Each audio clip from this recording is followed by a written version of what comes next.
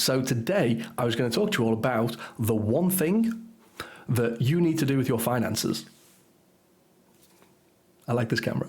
So it's probably the single most important thing anybody can do when it comes to managing your own finances and growing your wealth for the long term. And it doesn't matter if you're massively in debt, if you're scraping by, if you're baller as fuck, really doesn't matter. It's relevant and vital for everybody listening and just everybody everywhere. And the one thing is, have a financial plan of action. Now, it sounds kind of obvious and will mean different things to different people, but you're here, so I'm going to tell you what it means to me. Now, I suppose there's three, breaking it down to its simplest form. What you need to know is, where are you right now? Where are you going? Where are you trying to get to? And how are you going to get there?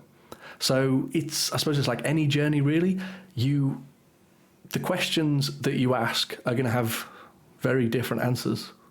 That makes no sense. So depending on where you are, that's going to have a big impact on where you're going to get to. No, it's not. Think about it, because I clearly haven't.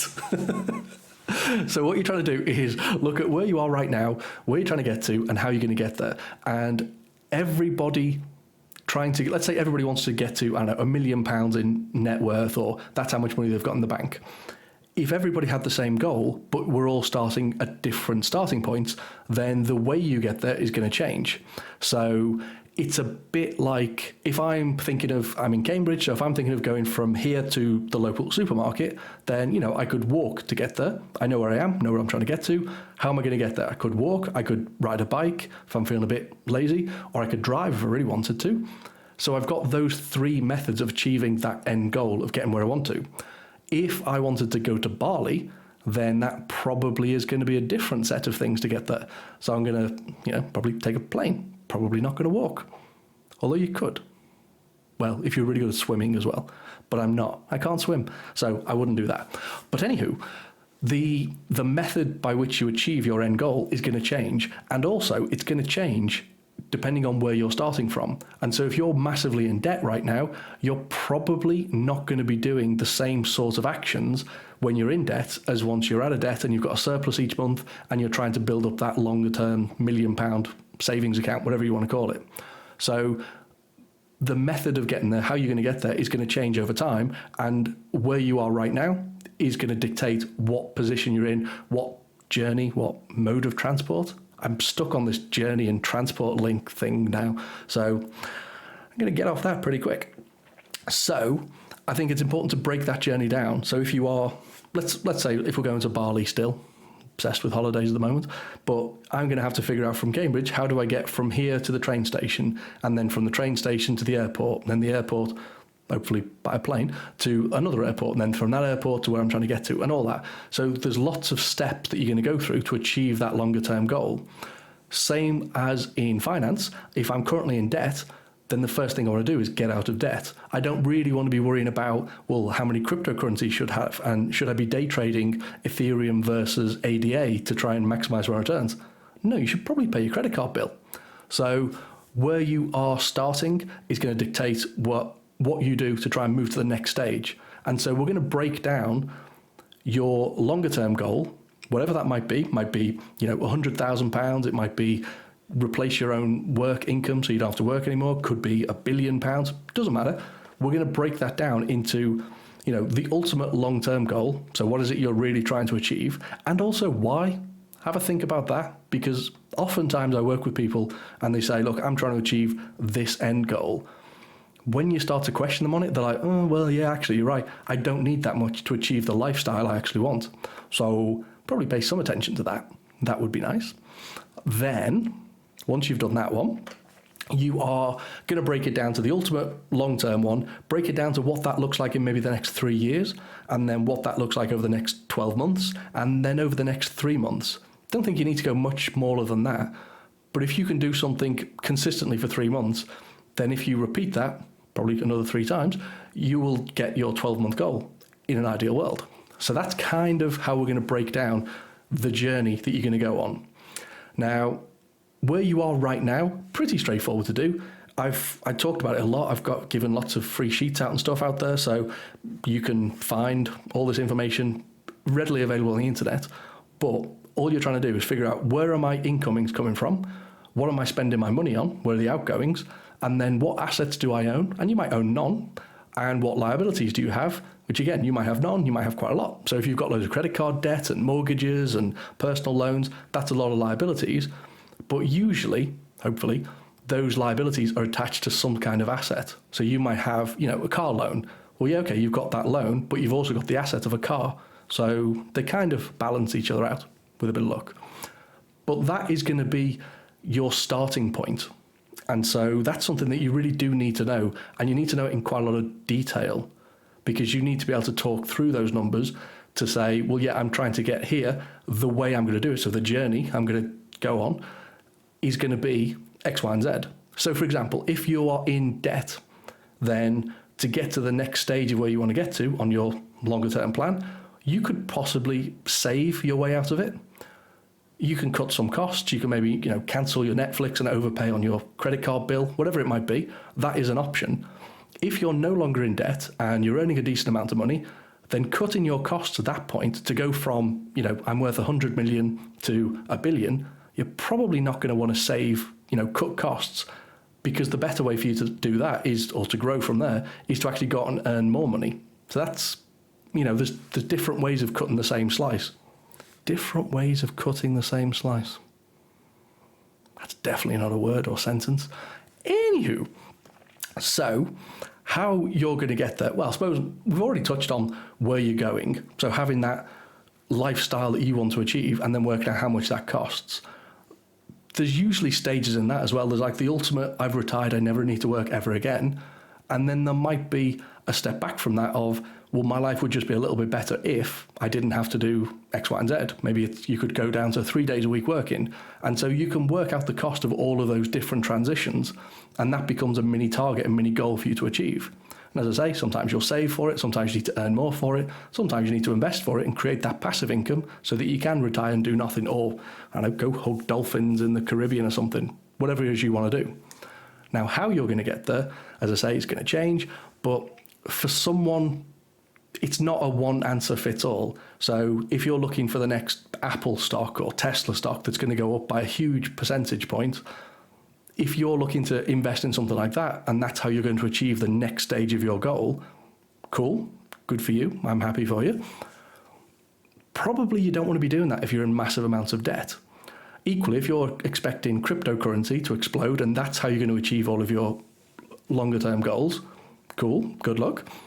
Probably, again, not the best strategy for someone who doesn't have any savings, they're up to their eyes in debt. It's kind of the equivalent of going to the casino and gambling, hoping you're going to get enough money to cover all of your debts. Probably not the smartest plan in the world. It's not to say that those things aren't good. So you can go at some point, you can start investing in individual company shares and you can start playing around with crypto in a big way.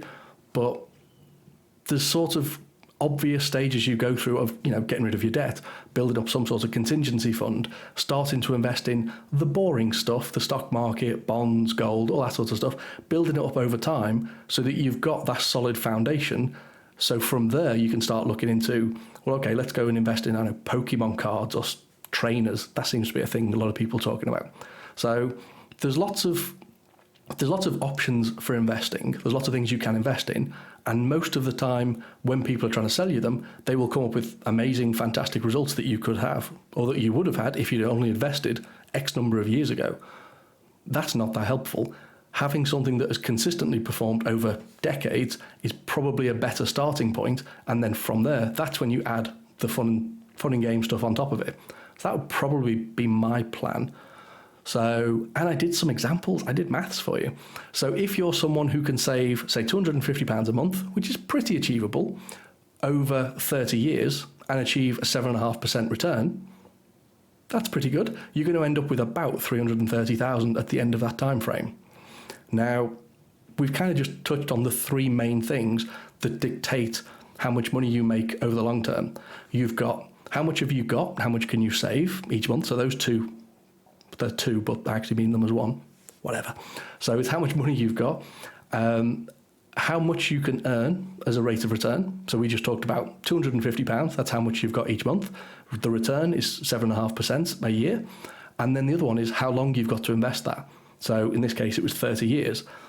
If you can pretty much achieve any goal you want using maths, but it's just whether or not they're sensible numbers. So for example, a 3% return, if you just had £50, it will turn into £1 million if you give it long enough.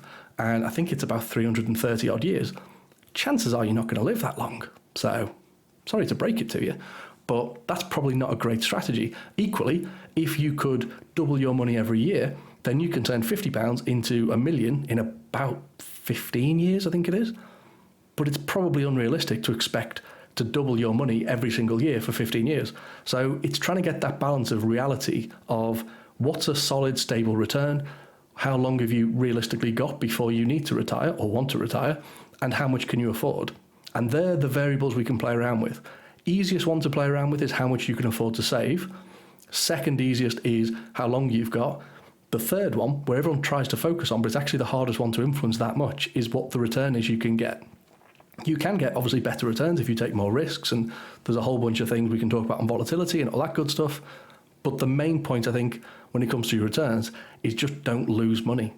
So in that example before, if you were making 7.5% a year for 30 years, you end up with 330k. If you were getting, say, 12% a year, so you've got to think, oh, that's even better. But, you know, you're taking a bit more risks. And so it might sometimes have a bit of a downside. If the same £250 a month, 12% a year for 30 years, but if in those 30 years you had just 2 years where instead of getting 12%, you actually dropped, say, 40%, which if you think about what the stock market's done recently, what it did in 2008, what it did in 2000, it happens fairly frequently. So if in 30 years that happened to you twice, you'd only end up with about 315,000 after 30 years. So even though you were getting a much better return for most of the time, just having those big losses has completely screwed you over. So you really don't want to be losing money as an investor. That's your main job. But anywho, I think that kind of covers off the most important thing, having your financial plan. So knowing where you are right now, knowing where you're trying to get to and how many stages it's going to take to get to that place. And then also from that, how are you going to try and achieve it? So what vehicles are you going to use? Are you going to save for some of it? Are you going to invest for some of it? Are you going to, I don't know, stick it under the mattress? Are you going to invest in gold, stock market, individual companies, cryptocurrency, whatever it might be? What is it you plan to do to be able to achieve the next ring on the ladder that you're trying to go up? And I think if you can come up with that plan, you'll be in pretty good shape. Even if, you know, you don't have to work with anybody, you can more than welcome to join my masterclass and I'll teach you all of the things.